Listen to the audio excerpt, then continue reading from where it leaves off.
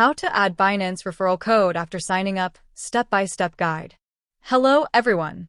In today's video, I'll show you how to add a Binance referral code even after you've signed up. Let's get started. After signing up, you can't add a referral code for the standard spot account, but you can apply referral codes for futures accounts or promotions. Let me guide you step by step.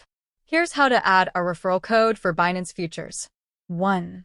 Open the Binance app and log in. 2. Tap on Futures at the bottom. 3. Tap the settings icon top right. 4. Select Referral. 5. Enter your referral code and confirm.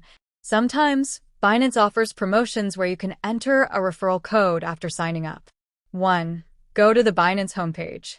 2. Tap on More Promotions. 3. Enter the referral code under the promotion section and submit. Sometimes, Binance offers promotions where you can enter a referral code after signing up. 1.